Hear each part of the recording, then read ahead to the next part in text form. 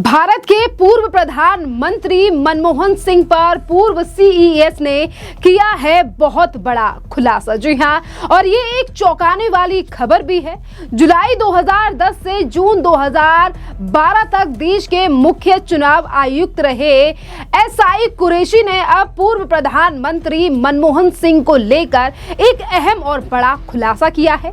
उन्होंने अपनी आने वाली किताब में ये बताया है कि किस तरीके से उस समय के तत्कालीन प्रधानमंत्री मनमोहन सिंह ने एक बार उन्हें कॉल करके कहा था कि मैं आत्महत्या कर लूंगा। जी हां, दरअसल आज मीडिया से बात करते हुए पूर्व मुख्य चुनाव आयुक्त एसवाई कुरैशी ने जहां एक तरफ अपनी किताब के बारे में बताया है, तो वहीं दूसरी तरफ अपनी इस किताब में किए गए दावे को लेकर भी बड़े खुलासे किए हैं। और उन्होंने बताया है कि कैसे पूर्व प्रधानमंत्री डॉक्टर मनमोहन सिंह ने एक बार उनसे मुलाकात के दौरान आत्महत्या का जिक्र किया और ये घटना उत्तर प्रदेश के चुनाव के दौरान चुनाव आयोग और कांग्रेस नेताओं के बीच तनाव के बीच की बताई जा रही है। पहले आप पूर्व सीईएस का बयान सुनिए कि उन्होंने मीडिया से क्या कुछ कहा है और क्या कारण बताया है कि पूर्व के प्रधानमंत्री मनमोहन सिंह ने क्यों कहा था मैं आत्महत्या कर लूंगा। Told you that I will commit suicide. That was a reaction, or he was in some kind of trouble. So he also mentioned the word loose talk. What exactly it was? Well, you see, when we were doing elections in UP, that was the time when Law Minister Mr. Salman Khurshid, he made an announcement that if they come to power, they'll increase the quota for minorities. Immediately, BJP complained. And we used to take all the complaints very seriously. We immediately gave a notice to the other party, and a battery of lawyers from both sides appeared. And after 4 days of hearing, we came to the conclusion that Mr. Khurshid had indeed, and he was the law minister, he had indeed violated the model code. So we imposed the maximum punishment that was available under the model code of censure. So otherwise, advice, warning, or censure, these are the 3 stages. After that, some Congress ministers and leaders started indulging in loose talk against the Election Commission, me personally, and the Election Commission as an institution.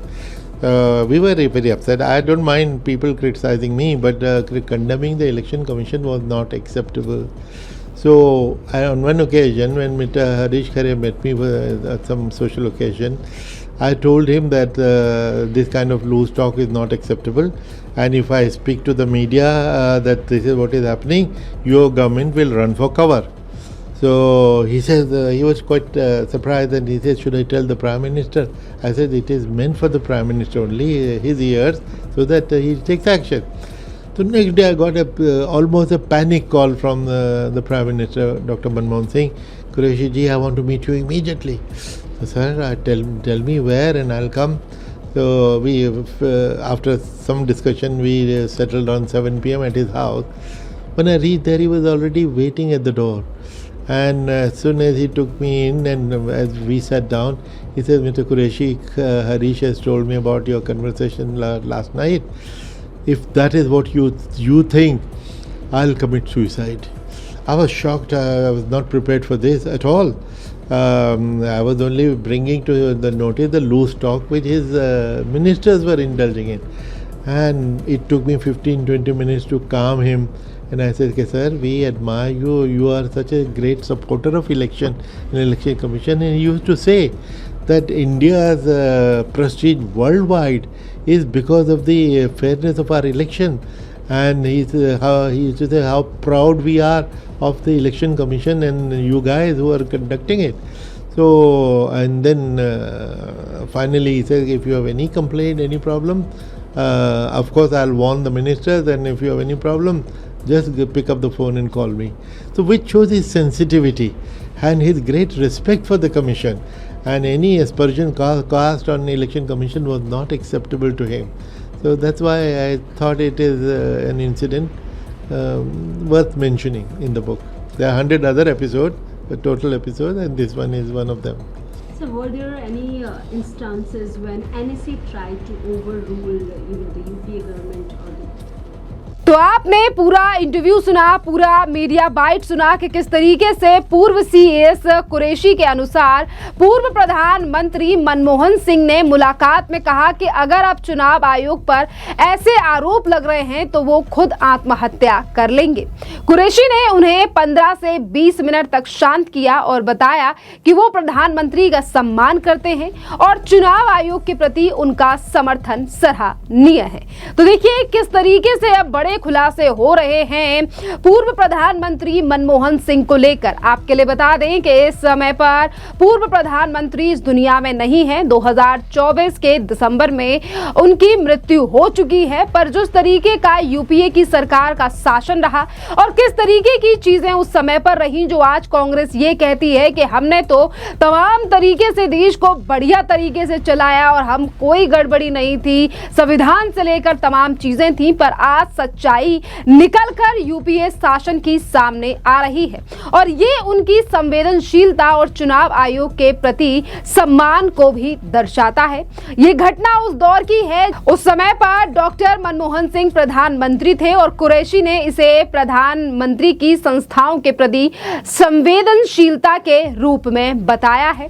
और इसी के साथ साथ उन्होंने अपनी किताब, यानी कि वो जो किताब अब आने वाली है जिसके बारे में मीडिया को तमाम जानकारी दी गई है सीएस कुरैशी के द्वारा, उन्होंने प्रधानमंत्री नरेंद्र मोदी की सरकार की भी आईआईडीएम को लेकर तारीफ की है। कुरैशी ने चुनाव प्रबंधन से जुड़ी संस्था IIDM, India International Institute of Democracy and Election Management को लेकर भी अपनी बात रखी और उन्होंने बताया कि उनके रिटायर होने के कुछ समय पहले अमेरिकी संस्था आईएफएस के साथ समझौता एमओयू हुआ था और बाद में अमेरिका में डोनाल्ड ट्रंप के कार्यकाल के दौरान इस समझौते को लेकर विवाद सामने आए, लेकिन भारत सरकार ने इसे जारी रखा और आईआईडीएम को और भी ज्यादा मजबूत किया। तो प्रधानमंत्री नरेंद्र मोदी की भी तारीफ की गई और इसी के साथ साथ उन्होंने पंजाब ड्रग्स का भी जिक्र किया है। कुरैशी ने 2012 के पंजाब विधानसभा चुनाव का जिक्र करते हुए कहा है